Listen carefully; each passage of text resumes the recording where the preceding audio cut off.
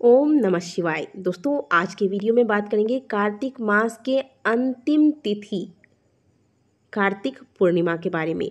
कार्तिक मास की पूर्णिमा तिथि को देव दीपावली के नाम से भी जाना जाता है। कार्तिक पूर्णिमा को त्रिपुरारी पूर्णिमा के नाम से भी जाना जाता है। इस शुभ दिन पर लोग पवित्र नदियों में डुबकी लगाते हैं, स्नान करते हैं और अपने अपने सामर्थ्य अनुसार दान करते हैं।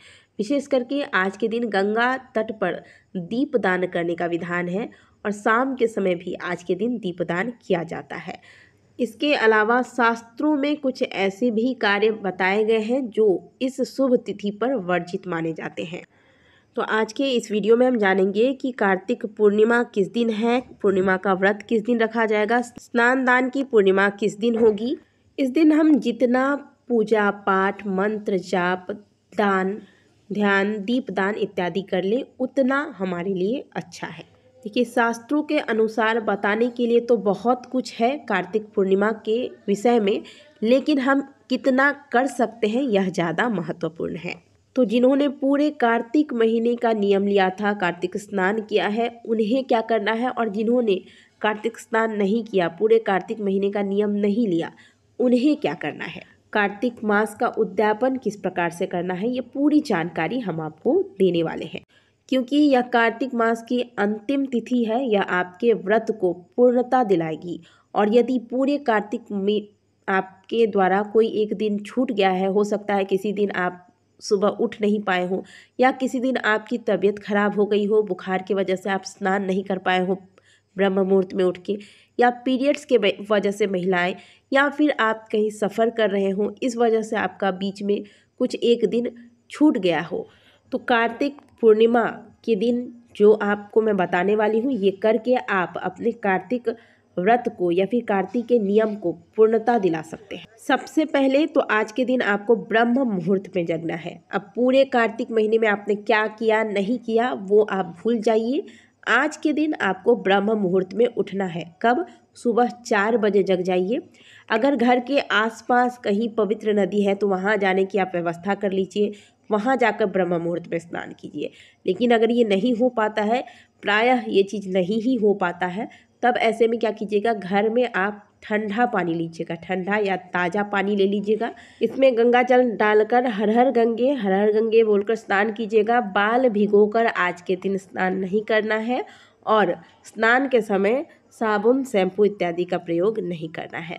तो स्नान कर लीजिएगा। इसके बाद पंचांग के अनुसार कार्तिक माह की पूर्णिमा तिथि इस बार 15 नवंबर को प्रातःकाल 6:19 पर आरंभ हो जाएगी।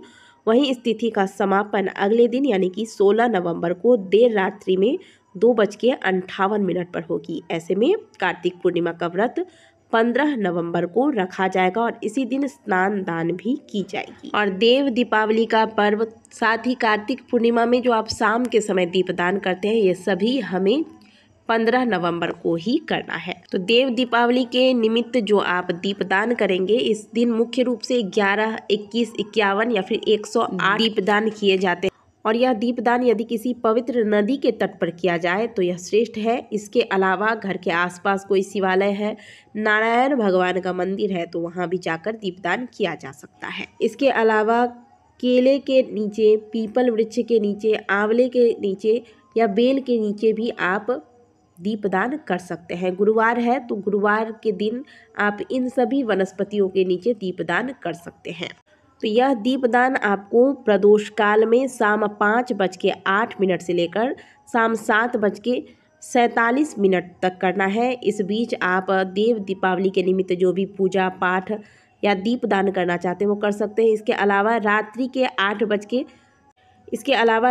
8:46 से लेकर रात्रि 10:26 तक लाभ मुहूर्त रहेगा। इस समय भी आप देव दीपावली के निमित्त पूजन कर सकते हैं या दीपदान भी किया जा सकता है।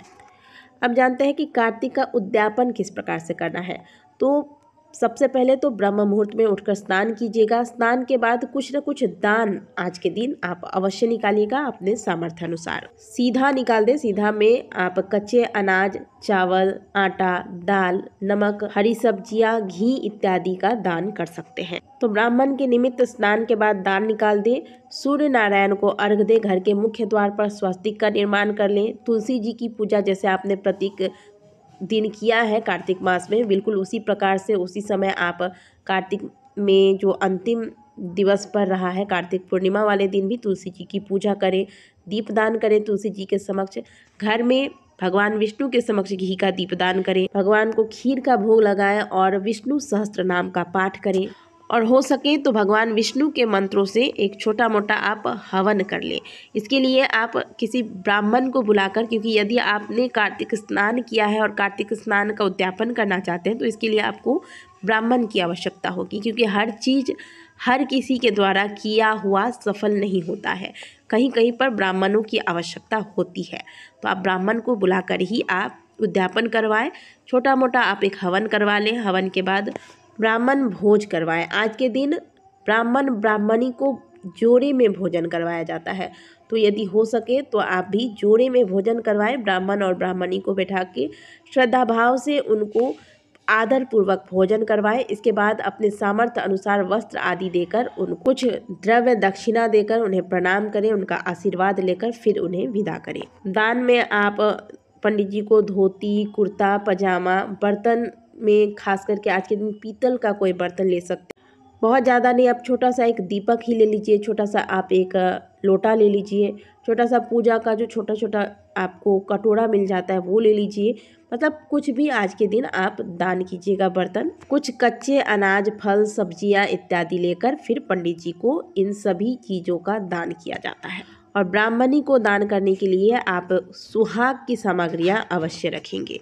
अब यदि आपने तुलसी विवाह करवाया था और तुलसी दान करना चाहते हैं तो तुलसी जी की विदाई करनी है। आपको क्या करना है, तुलसी जी को खोइछा भरना है। आप एक लाल चुनरी ले लीजिएगा, इसमें थोड़ा सा आप धान, दुर्वा, हल्दी की गांठ, पान का एक पत्ता, सुपारी और कुछ दक्षिणा इसमें डालकर कुछ मेवे डाल दीजिएगा। और फिर इस प्रकार से खोइछा भरी जाती है तुलसी जी की।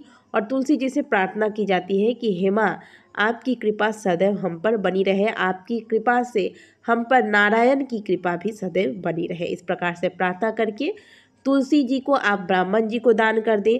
अगर ब्राह्मण के पास दान नहीं कर पाते हैं तो आप किसी मंदिर में तुलसी जी को रख आए। ध्यान रखिएगा कि तुलसी जिनको दान कर रहे हैं या फिर जहां आप मंदिर में रख रहे हैं वहां तुलसी जी की सेवा होनी चाहिए, उनका अनादर नहीं होना चाहिए। और अगर ऐसा नहीं हो पाता है, आपको लगता है ऐसा नहीं हो पाएगा, तो आप मानसिक रूप से माता की विदाई कर दीजिए बस, और उस तुलसी की आप स्वयं सेवा कीजिए। इतना भी आप कर सकते हैं। तो ये आपके पास अंतिम मौका है कार्तिक मास के इस पुनीत महीने में भगवान विष्णु की कृपा प्राप्त करने का। इस महीने में किए गए हर एक छोटे से छोटे धार्मिक कर्म आपको अखंड पुण्य की प्राप्ति कराता है। इसीलिए इस मौके को गंवाना नहीं है। आशा करते हैं कि आज की दी गई जानकारी आपको अच्छी लगी होगी।